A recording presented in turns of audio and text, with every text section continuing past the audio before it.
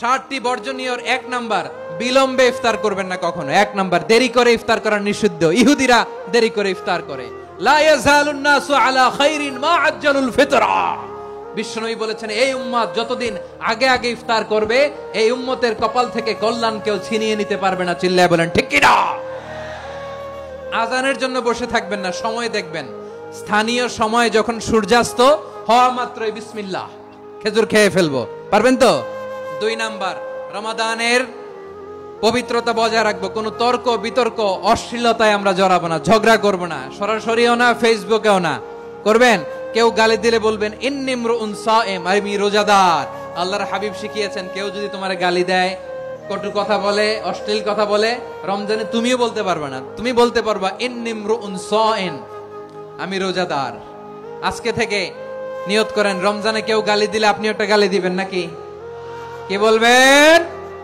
রোজাদার, রমজানের পবিত্রতা আমি ভঙ্গ করতে পারবো না। অশ্লীল নাটক সিনেমা আমরা দেখবো না। ব্যাড হ্যাবিট থাকলে রমাদানে এটা ছাড়ার মহা সুযোগ।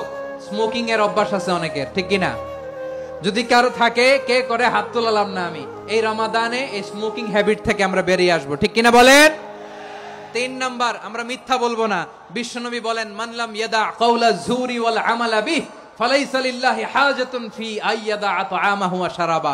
যে রমজানে মিথ্যা কথা, মিথ্যা কাজ, মিথ্যা সাক্ষী ছাড়তে পারে নাই, তার না খেয়ে থাকা, উপবাস থাকা দিয়ে আল্লাহর কিছু যায় আসে না। এজন্য মিথ্যার সাথে আমাদের কোনো সম্পর্ক আছে? মিথ্যা বলবো না। 4 নাম্বার, অপচয় করব না। ইন্নাল মুবাযযিরিনা কানু ইখওয়ানাশ শায়াতিন ওয়া কানা শাইতানু লিরাব্বিহি কাফুরা। অপচয়কারী শয়তানের ভাই। আচ্ছা, যে শয়তানের ভাই, ও নিজেও আরেকটা কি? শয়তান। অপচয় করব না। ইফতারি করতে যে আমরা অনেকে অপচয় করি, এগুলো করবেন আপনারা না। অপচয় অপব্যয় করব না। 5 নাম্বারে, রিয়া, লোক দেখানো ইবাদত আমরা করব না। লোক দেখানোর জন্য নামাজ, রোজা, জিকির, তেলাওয়াত, দান সদকা এগুলো করলে আল্লাহর দরবারে এগুলো কবুল হবে। বিশ্বনবী বলেন, দাজ্জালের ফিতনার চেয়ে একটা বড় ফিতনার ভয় আমি করি। সেটা কি? আর রিয়া, শো অফ মেন্টালিটি, লোক দেখানো মানসিকতা। এটা থেকে আমরা বিরত থাকবো ইনশাআল্লাহ। 6 নাম্বার, অনেক গুরুত্বপূর্ণ। ব্যবসায়ী ভাইয়েরা, অনেক অসাধু ব্যবসায়ী আছে, রমজান আসলে নিত্য প্রয়োজনীয় পণ্যের মূল্য বৃদ্ধি করে দেয়। এরকম আছে না নাই?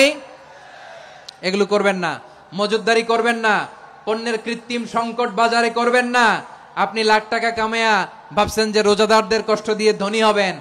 এমন রোগ আল্লাহ আপনারে দিবে, কোটি টাকা দিয়েও আপনি হাসপাতালের বিল পরিশোধ করার ক্ষমতা আপনার হবে না। খবরদার। শেষ বয়সে দেখবেন কি কষ্ট আপনার হয়। আপনি রোজাদারদের কষ্ট দিচ্ছেন, আল্লাহ আপনার সুখে রাখবে?